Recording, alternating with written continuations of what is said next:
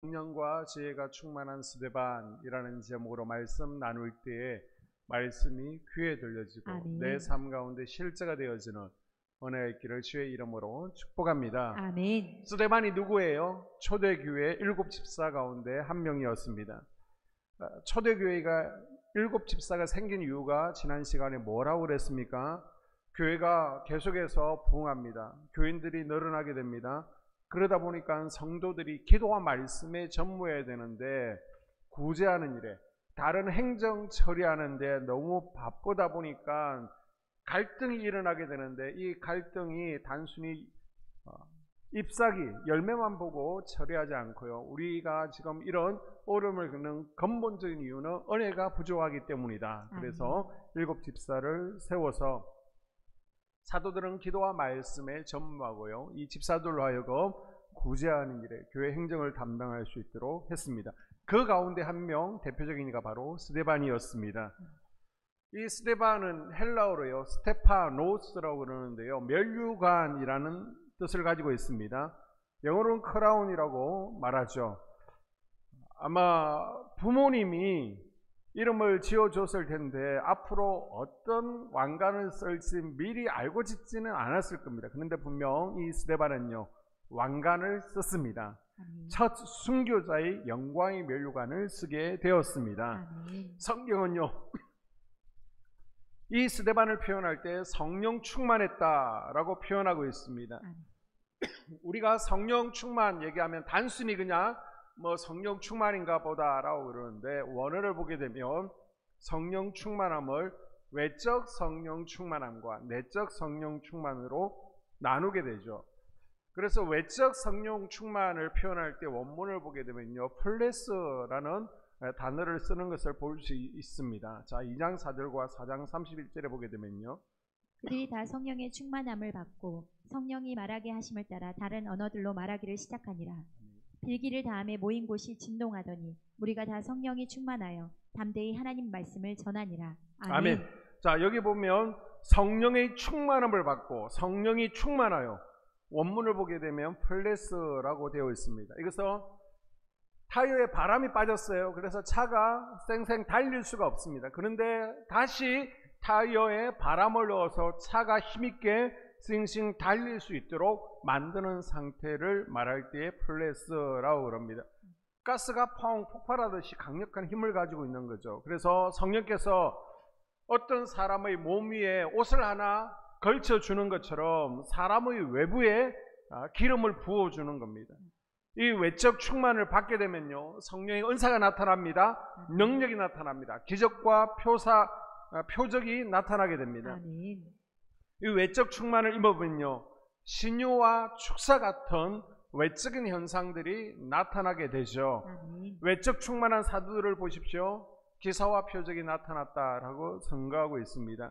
이것은요 하나님의 살아계심을 눈으로 보여주고 몸으로 체험하게 해주는 것입니다. 아멘. 자, 6장 8절에 이 스데반도요 외적 충만함을 입어서 기사와 표적을 행하고 성령의 권능이 나타났다라고 선하고 있습니다. 아멘. 다음으로 성령 충만하다라고 했을 때 내적 충만함이 있는데요. 이 내적 충만함은 헬라어로 플레르라는 단어를 사용하게 됩니다. 이 플레르는 넘친다라는 것입니다. 그래서 물컵에 물이 있습니다. 이 물컵에 물이 홀로 넘칠 때 플레르라고 그러죠. 그리고 오늘도 비가 엄청 오니까 지금 유동천에 만수위가 되어서 물이 넘칠 출렁출렁 하고 있습니다. 이 넘치는 모습이 바로 충만이라는 것입니다. 그의 인격에, 그의 가슴에, 그의 영혼에 성령이 홀로 넘치게 되는 것입니다. 아멘. 그래서 내가 내적으로 성령 충만한지 내 영혼에 성령이 흘러 넘치는지를 알 수 있는 증거가 있습니다. 그게 뭐냐? 바로 성령의 열매들이 드러나게 된다는 것이죠. 아멘. 지금까지 육체의 열매를 맺어왔습니다. 그런데 내적으로 성령 충만하게 되면 성령의 열매들이 드러난다는 거예요.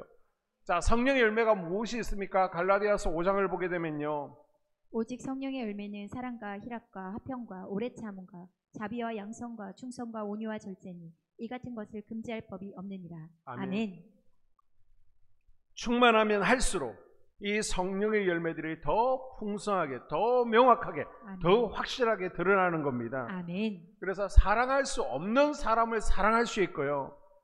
또 기쁨이 넘치고요. 다른 사람과 화평하고 아멘. 내 마음에도 평안이 넘쳐나고 아멘. 또 오래 참을 줄 알고요.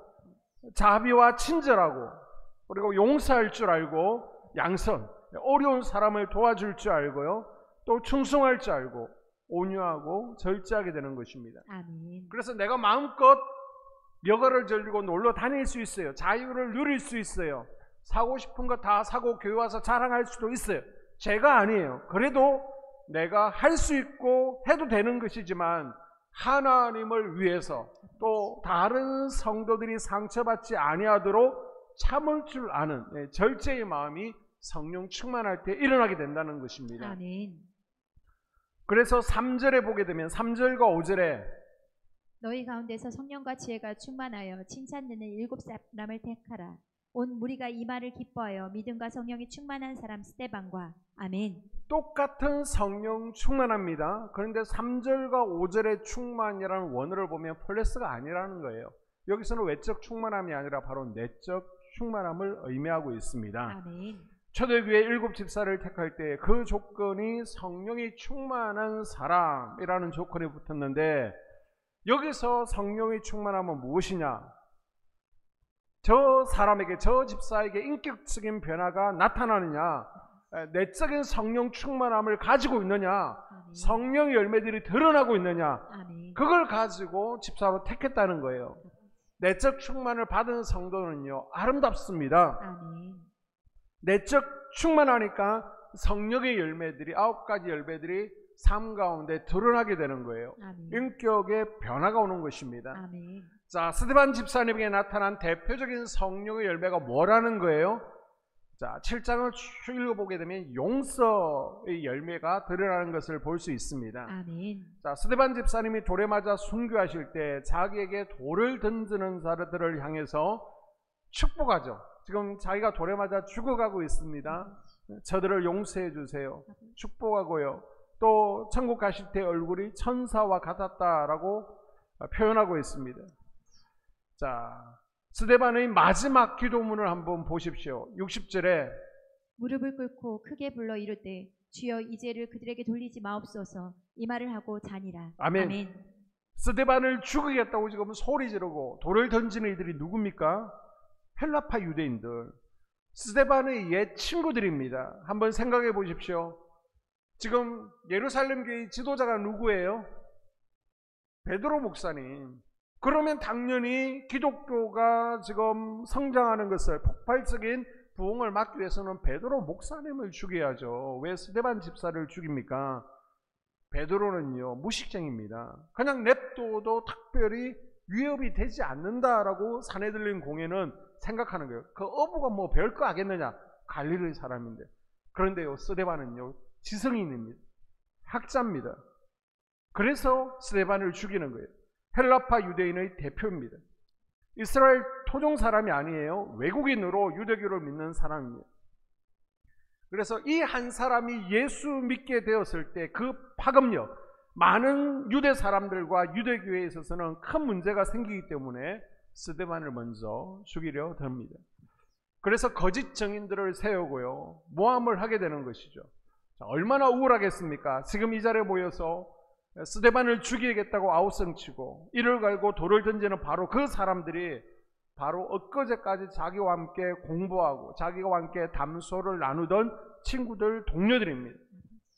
그들이요, 스데반을 죽이려고 하지만 스데반은 저들을 용서합니다. 저들은 이를 갈고 미워하지만요, 스데반은 미워하지 않았습니다. 원수를 용서하는 것, 이건 굉장히 어려운 일이죠. 나아가 원수를 위해서 기도한다, 이거는 더 어렵습니다. 제가 여러분에게 여러분 용서의 삶을 사십시오 라고 말하면요, 이거 잘 되지 않습니다. 물론 기도하겠죠. 그런데 용서가 되지 않습니다.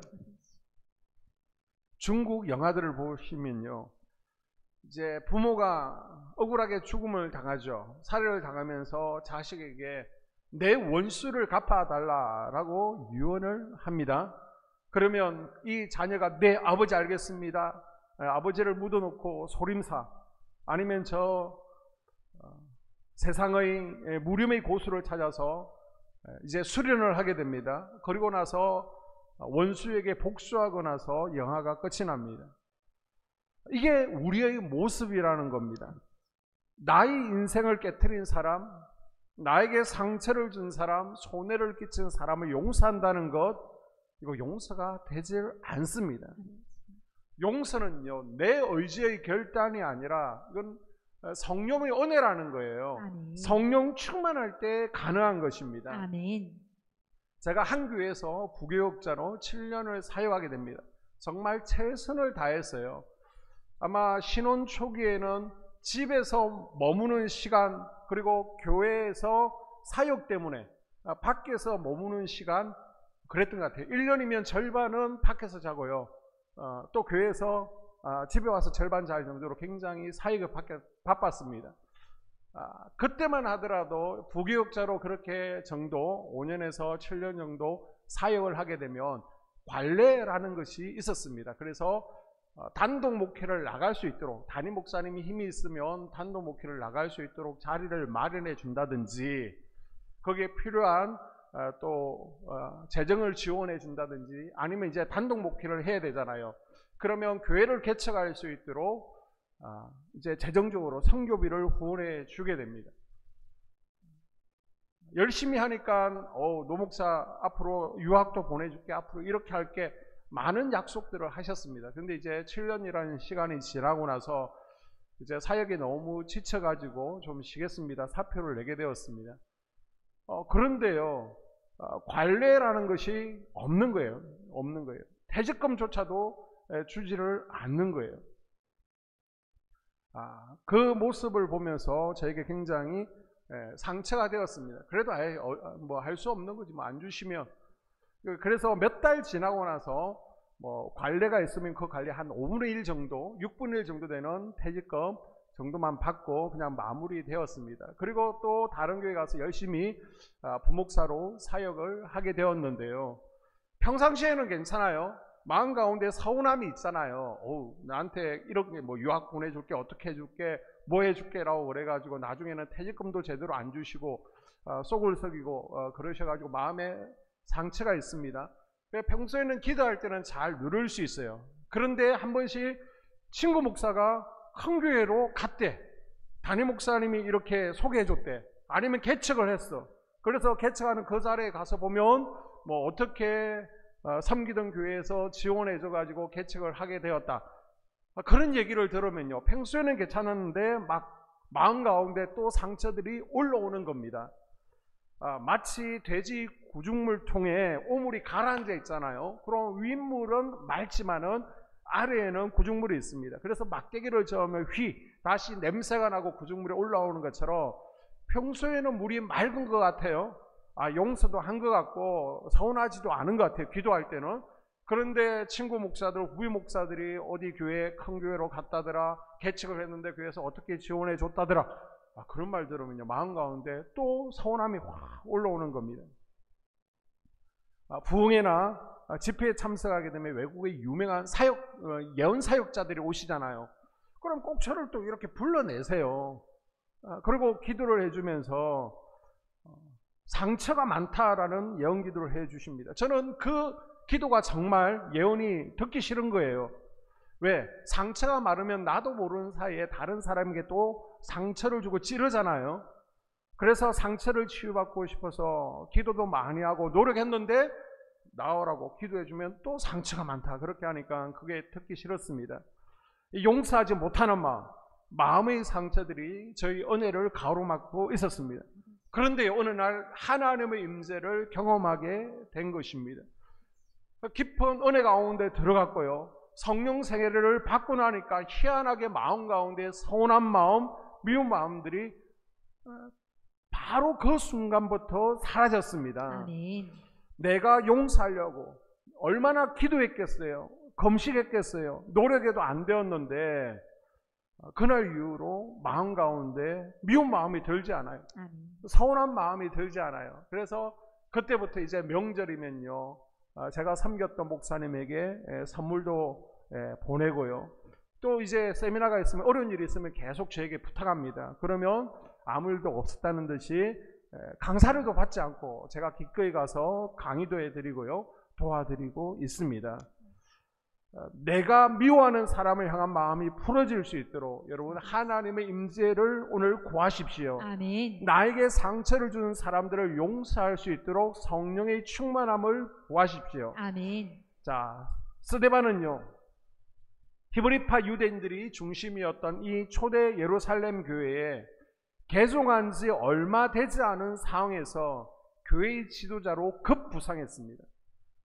지금 토박이 유대인들이 있습니다. 그런데 저 외국에서 흘러온 이제 갓 믿은 집사가요, 지도자로 급부상하고 성도들이 인정을 받고 칭찬을 받았습니다. 사도행전에 보게 되면 큰 대표적인 설교가 3번 나오죠. 베드로의 설교가 나오고요, 또 바울의 설교가 나옵니다. 또 하나가 스데반의 설교가 나오는데, 설교학자들이 말할 때, 신학자들이 말할 때에 이 세 설교 중에서 가장 길고 가장 잘된 설교가 바로 스데반의 설교다라고 말합니다. 이것은 그만큼 말씀에 대한 깊이가 있고 구약 성경을 다 알고 있다는 거예요. 믿지 얼마 되지 않았지만은 하나님의 구속사를 정확하게 깨고 있고 구약을 다 알고 있기 때문에 구약의 역사를 쭉 요약하면서 지금 설교를 하고 있는 겁니다. 출신이나 직업이 아니라 얼마나 믿음과 성령 충만함이 중요한지를 우리에게 보여주고 있는 것입니다. 아멘. 여러분, 성령 충만 없이 교회에서 사역하게 되면요, 아무것도 아닌 일, 정말 뭐저런 것 가지고 별거 아닌 일에 서운하고요, 또 성질이 나고요, 삐걱거리게 되어 있습니다. 그러나 성령 충만하면 아무리 큰 일이라도 넘어가는 거예요. 은혜로 아멘. 덮여지는 거예요. 아멘. 나를 주저하지 않게 되는 거예요. 교회가 갈등이 없으려면요, 내가 죽어야 되는 겁니다. 아멘. 우리가 성령의 지배를 받고 또 하나님께서 나를 통치하시도록 성령 충만함을 간구하십시오. 아멘. 얼굴에 미용을 위해서 칼을 대잖아요.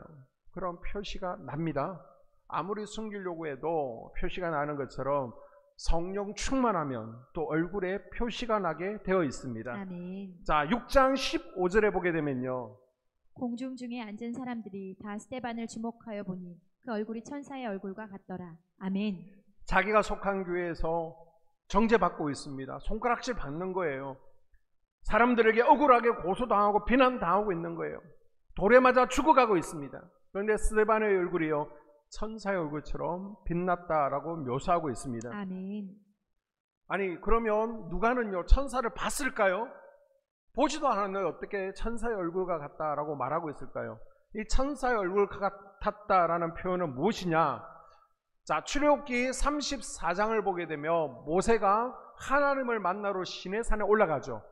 기도하고 하나님을 대면하게 됩니다. 내려올 때 얼굴이 빛이 났습니다. 얼마나 빛이 났느냐?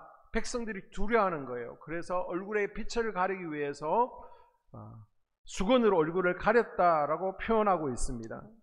그리고 예수님께서 변화산에 올라가서 기도하실 때에 얼굴 모양이 변하시고 옷이 휘어져 광채가 났다라고 표현하고 있습니다. 아멘.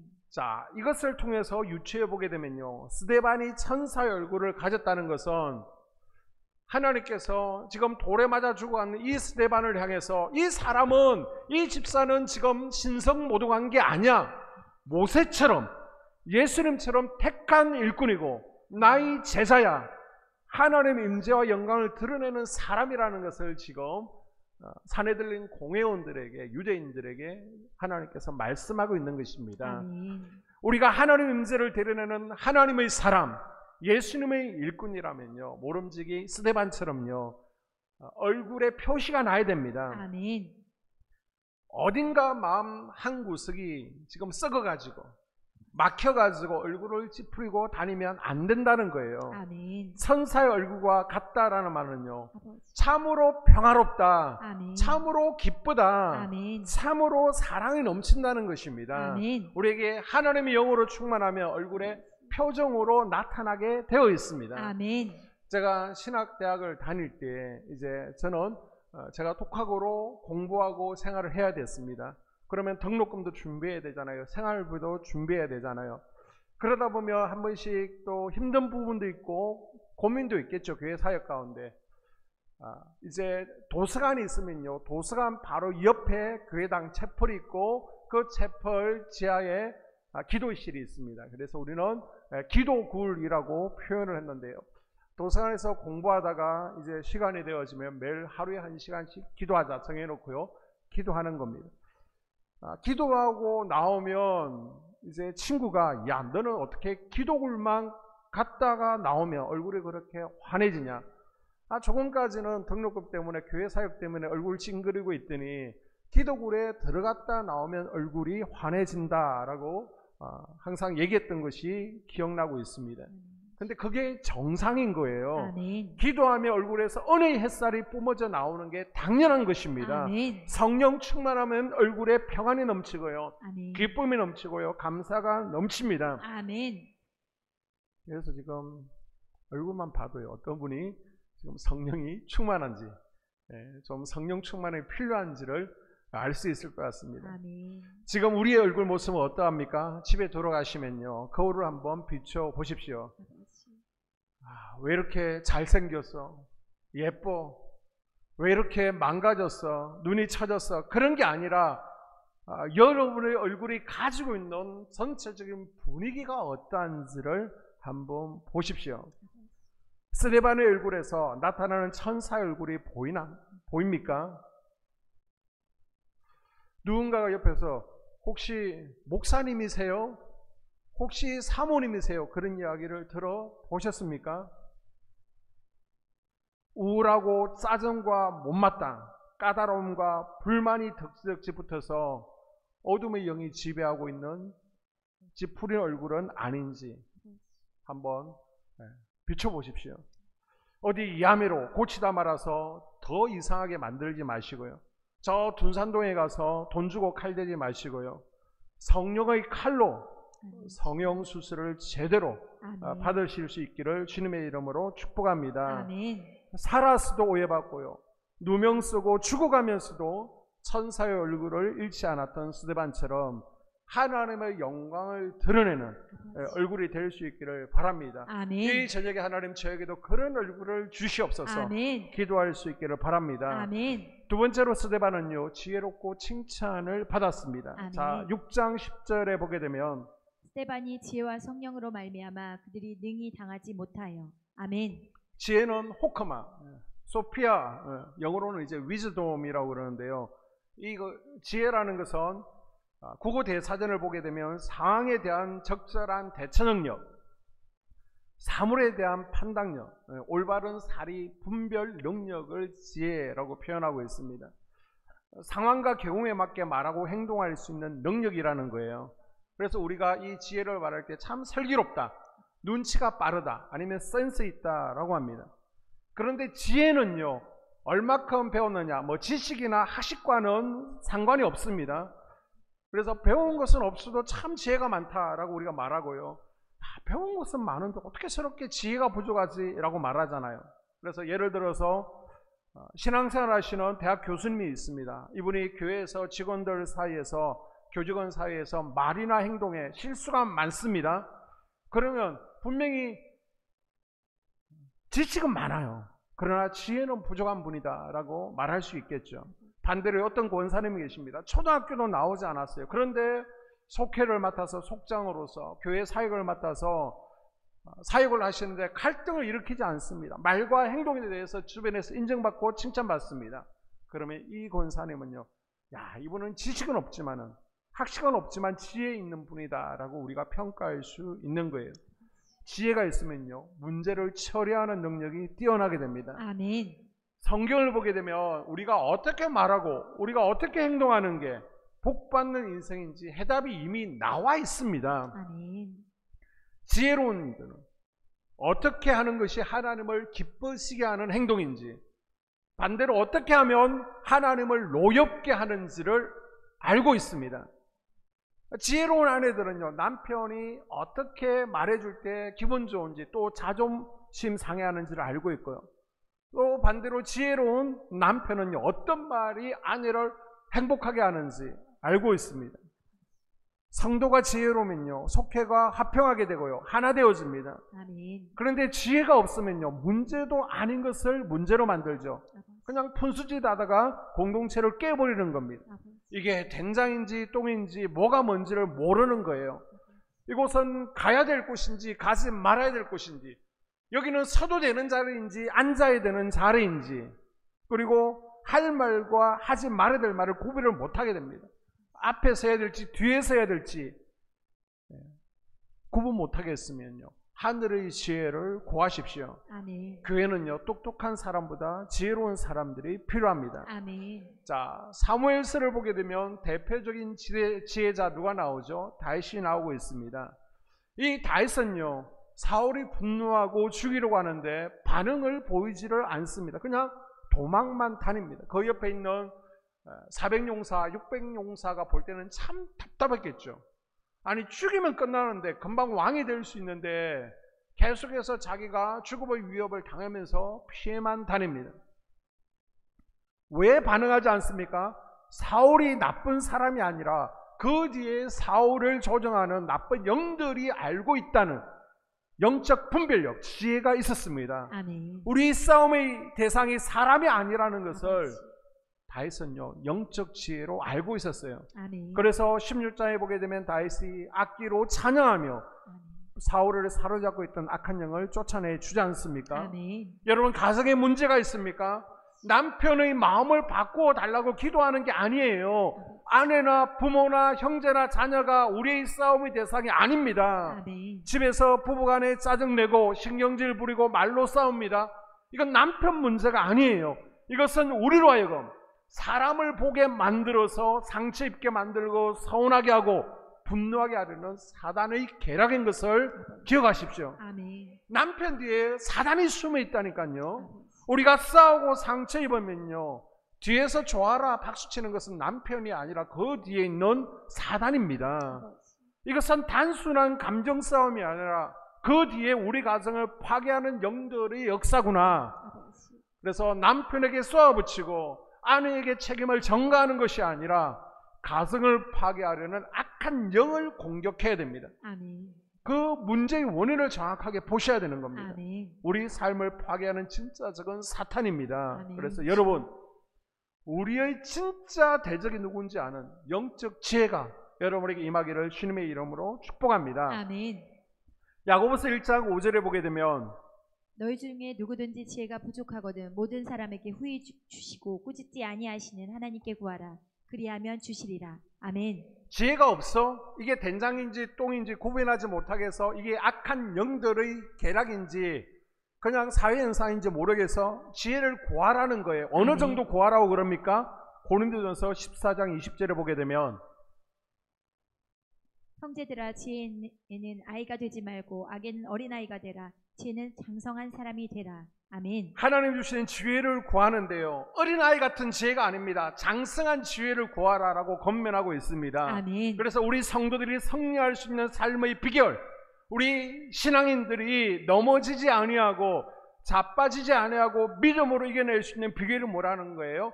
하나님의 지혜를 품는 것입니다. 아멘. 하늘의 지혜로 아멘. 충만해 주시기를 주님의 이름으로 축복합니다. 아멘. 그리고 6장 3절에 보게 되면 형제들아, 너희 가운데서 성령과 지혜가 충만하여 칭찬받는 7 사람을 택하라. 아멘. 칭찬받는 사람. 스데반은요, 주변에서 인정받고 칭찬받는 흠 잡을 데 없는 집사였습니다. 아멘. 그런데 교회 내에서 보면요, 열심히는 해요. 그런데 욕먹는 집사님들이 있죠. 봉사를 열심히 하는데 문제를 일으키는 성도가 있습니다. 기도는 요란하게 하는 것 같은데요, 주변에서 저 권사님 기도의 사람이다 인정을 안 해요. 인정을 안 해요. 그러면 안 된다는 것입니다. 여러분의 속회에서, 우리 교회 내에서 인정받는 지혜로운 성도들이 될 수 있기를 주님의 이름으로 당부를 드립니다. 아멘. 자, 스데반은요, 내적 충만함을 통해서 원수들을 용서했습니다. 그러나 그것보다 더 중요한 거, 왜 이렇게 원수들, 자기의 돌을 던지는 이들까지 축복할 수 있었느냐? 바로 주님의 영광을 보았기 때문입니다. 아멘. 여러분, 돌에 맞아 보셨나요? 돌에 맞으면요, 진짜 아픕니다. 기억이 가물가물한데 아마 초등학교 한 1, 2학년 정도, 초등학교 하여튼 저학년이었던 것 같아요. 동네에서 이렇게 울타리가 있습니다. 울타리에 나무들이 있으니까 길이 안 보이는 거예요. 울타리 넘으면 길이 있습니다. 이쪽에서 놀고 있는데 갑자기 뭔가 날라와가지고요, 퍽 때리는 거예요, 머리에. 그래서 앗 하고 쓰러졌습니다. 그리고 이렇게 만져보니까 막 피가 나는 거예요. 누가 돌을 던진 거예요. 누가 돌을 던졌지?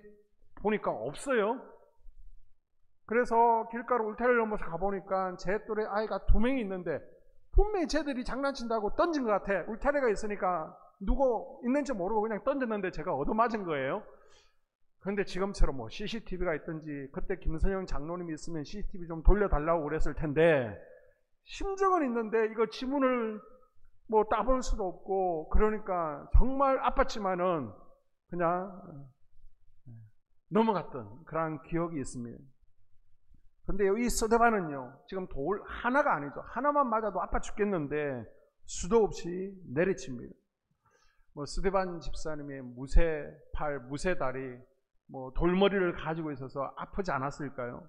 그런데 이런 아픔을 견딜 수 있는 힘이 어디에서 나오느냐? 바로 주의 영광을 보았기 때문이죠. 아멘. 자, 55절, 56절에 스데반이 성령 충만하여 하나님을 우러러 주목하여 하나님의 영광과 및 예수께서 하나님 우편에 서신 것을 보고 말하되 보라 하늘이 열리고 인자가 하나님 우편에 서신 것을 보노라 한대. 아멘. 엘리사를 죽이려던 아람 군대가요, 도단성을 쭉 포위를 했습니다. 엘리사의 종이었던 게하시는 막 두려워 떨고 있습니다. 그런데 이 두려워 떨던 게하시가 담대해질 수 있던 이유가 무엇입니까? 불말과 불병거, 천군 천사들이 이 사마리아 군대를 둘러싸고 있는 것을 보았기 때문입니다. 아멘. 초대교회 시대도 마찬가지입니다. 초대교회 교인들이 예수를 믿는다는 이유로 사자의 밥이 되어지죠. 원행 경기장에서. 그리고 말뚝에 세워져서 기름칠을 당하고 불태워져 죽습니다. 십자가에 달립니다. 그러나 두려워하지 않았습니다. 왜요? 주의 영광을 보았기 때문입니다. 아멘. 우리가 요한계시록을 배우게 되면 이제 종말의 타임라인을 배우게 되는데, 앞으로 어떤 일이 있을 것이냐? 자, 예수님께서 재림하기 전에 대환란이라는 것이 있습니다. 이 또 혹자는 7년 대환란이라고 그러는데, 어마어마한 적그리스도가 믿는 성도들을 괴롭히는 대환란이 있는데 2가지 정도의 견해로 나누어지게 됩니다. 그래서 세대주의 종말론이라는 잘못된 신학 사상이 있습니다. 이단 사상입니다. 여기서는 7년 대환란이 있기 전에 우리 주님께서 공중 재림하셔서 잘 믿는 성도들을 휴거시킨다는 거예요. 대환란을 면할 수 있도록. 그래서 이 땅에서 핍박을 받지 않고 순교당하지 않으려면 지금 열심히 하라는 거예요. 지금 봉사하고 지금 예배 잘 나오고 기도하고, 그러면 하나님께서 대환란에서 이렇게 빼내준다는 겁니다. 그러면 이 땅에 7년 대환란이 있다는 거예요. 그래서 제대로 믿지 않는 이들은 7년 대환란을 겪어야 되고, 잘 믿은 이들은 대환란을 면하기 때문에 열심히 지금 신앙생활을 해야 돼. 성도들을 동기부여하기에는 참 좋죠. 그런데요, 이거는 성경적이지는 못합니다. 그래서 정통적인 종말론은 어떻게 말하느냐? 죄송하지만 믿는 자들도 대환란을 거친다는 거예요. 그런데 이 대환란의 과정 가운데 보게 되면 그 대환란의 타임라인에 적그리스도의 출현, 요한계시록 13장이 포함되어 있죠. 그때 보니까 666표라는 것이 등장하게 되고요. 또 우상에게 경배하지 아니하며 목뱀을 당하고 순교당하는 이야기들이 나옵니다. 그걸 읽어보니까요 너무 두렵다는 거예요. 살 맛도 안 나고 밥맛도 없다라고 얘기합니다. 누구라고 고문을 이겨내고 누구라고 순교를 두려워하지 않을 수 있겠습니까? 그런데 중요한 것은 하나님께서 이 대환란을, 이 핍박을 이겨낼 수 있는 힘을 부어 주신다는 것입니다. 아멘. 고문을 이길 수 있는 힘, 핍박을 견뎌낼 수 있는 능력을 부어 주신다는 거예요. 내가 믿음이 좋아서 이겨내고 내가 맷집이 좋아서 견디는 것이 아니라 그때 주님의 영광을 보고요, 주님께서 함께 하심으로 용기를 주시고 이겨낼 수 있다는 것입니다. 아멘. 자, 55절에서 누가는 죽음을 눈앞에 둔 스데반의 모습을 성령이 충만하여 라고 묘사하고 있습니다. 아멘. 성령께서 우리를 육신을요 강하게 붙들어 주시는 겁니다. 아멘. 그리고 눈을 열어 주신다는 거예요. 아멘. 나는 지금 아주 작은 가시 하나에 찔려도 아프다고 소리치고요, 조금의 맥집도 없고요, 하나님의 신이 강하게 임해서 돌에 맞아 머리가 터지고 뼈가 부서져도요 세상 것이 보이지 않고 하늘나라의 것이 보이니까 넉넉하게 이겨낼 수 있다는 겁니다. 지금의 나는 너무나 초라하고 연약한 존재이지만 아프다 하지만은 하나님의 영이 강하게 임할 때에는요 아멘. 이게 가능하다는 거예요. 아멘. 주기철 목사님의 삶이 그러했잖아요. 일제 우상 숭배를 거부하다가 고문을 당합니다. 못판이 있습니다. 이 못 위를 걸어가는 거예요. 아마 평상시는 그 누구도 걸어가지 못할 거예요.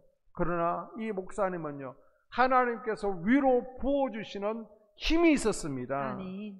눈이 열려서 천군 천사들을, 자신을 마중하는 예수님을 바라보았기 때문에 저 높은 곳을 향하여 맨발로 못 위를 걸어가며 순교를 맞이할 수 있었던 것입니다.